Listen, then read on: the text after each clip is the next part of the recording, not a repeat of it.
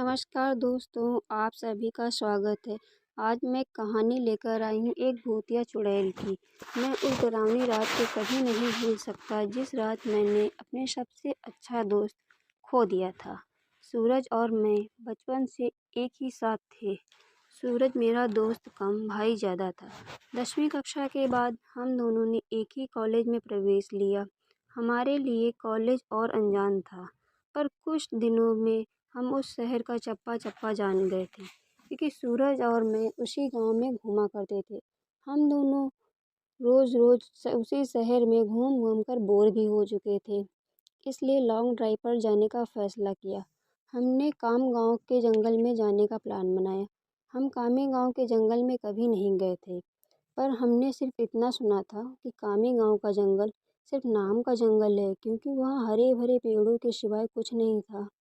उस जंगल में जो भी था, जंगली जानवर थे, वो शिकार के कारण ख़त्म हो चुके थे। इसलिए रात में लॉन्ग ड्राइव पर जाने के लिए वो जंगल बिल्कुल सुरक्षित था और उस रात पूर्णमासी की रात भी थी। मौसम भी बहुत अच्छा था, इसलिए मैं सूरज के साथ कामी गांव के जंगल में जाने के लिए राज़ी हो गया। रात के 11 बजे हम कामी गांव के जंगल का रास्ता मक्खन की तरह मुलायम था। हमारी बाइक हवा से बातें करने लगी थी। वाकई बहुत मज़ा आ रहा था, पर मुझे इस बात से हैरानी भी हो रही थी कि हम जंगल के इतने अंदर दाखिल हो चुके थे, पर तब भी हमें रास्ते में एक भी गाड़ी नहीं दिखाई दे रही थी। जंगल का पूरा रास्ता सुनसान पड़ा था। तभी रास्ते में एक पुल दिखाई दिया।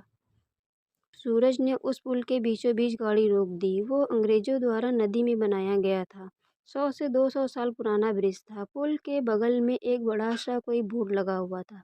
उस पर लिखा था सेंट मैरी ब्रिज। हम दोनों पुल पर आ गए और खड़े हो गए। पुल के नीचे से नदी बह रही थी और कोमल सी हवाएं भी चल रही थी। नदी के बहते हुए पानी में चांद दिखाई दे रहा था। इतने में दूर जंगल में भेड़िए की रोने की आवाज़ आई और पुल के अंदर से चलने वाली हवाएं भी बंद हो गईं और अचानक सूरज भी गायब हो गया। अचानक नदी का पानी भी थम गया। हमारे सर के ऊपर से एक टिहरी भयंकर आवाज़ में चीखती हुई मंडराने लगी। मालूम सा वो हमसे कह रही थी, जल्दी यहाँ से भाग जाओ।